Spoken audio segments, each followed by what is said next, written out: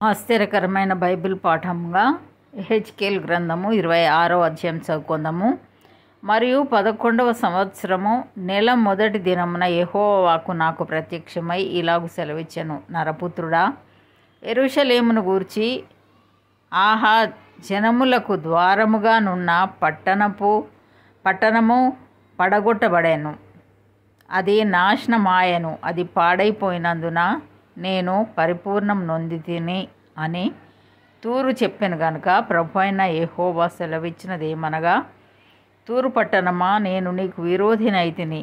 సముద్రము దాని తరంగములను పొంగచేయు రీతిగా నేను అనేక జనములను నీ మీదికి రప్పించెదను. వారు వచ్చి తూరు యొక్క ప్రాకారములను కూల్చి దాని కోటలను పడగొట్టుదురు.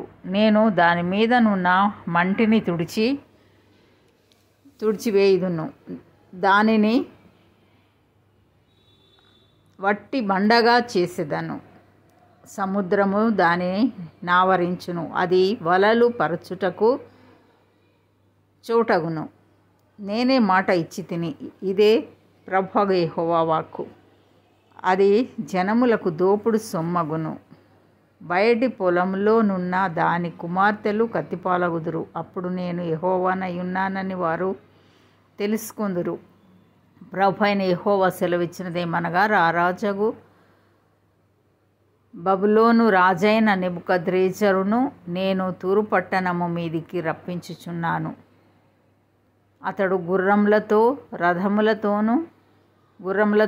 రథములతోనూ రౌతులతోనూ గుంపులుగానున్న సైన్యముతోనూ ఉత్తర దిక్కు నుండి వచ్చి బయటి పొలంలోని నీ కుమార్తెలను ఖడ్గంతో చంపి నీకెదురుగా బురుజులు కట్టించి దిబ్బ వేయించి నీకెదురుగా డాలునెత్తును. మరియు అతడు నీ ప్రాకారములను పడగొట్టుటకై యంత్రములు సంధించి గుడ్డండ్రతో నీ కోటలను పడగొట్టును. అతనికి గుర్రములు బహు విస్తారముగా ఉన్నవి, అవి ధూళి ఎగరగొట్టగా అది నిన్ను కమ్మును.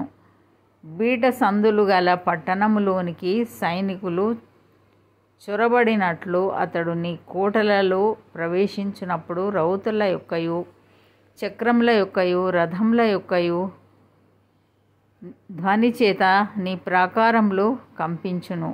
అతడు తన గుర్రముల డెక్కల చేత నీ వీధులన్నీ అనగద్రొక్కించును.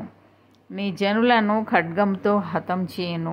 నీ ప్రభావమునకు చిహ్నములైన స్తంభములు నేలను కూలును. వారు నీ ఐశ్వర్యమును దోచుకొందురు, నీ వర్తకమును అపహసింతురు, నీ ప్రాకారములను పడగొట్టుదురు, నీ విలాప మందిరములను పాడు చేయుదురు. నీ రాళ్లను, నీ కలపను, నీ మంటిని నీళ్లలో ముంచివేయుదురు. ఇట్లు నేను నీ సంగీత నాదమును మాన్పించెదను, నీ సితారా నాదమికను వినబడదు. నిన్ను వట్టి బండగా చేయుదును, వలలు పరచుకొనుటకు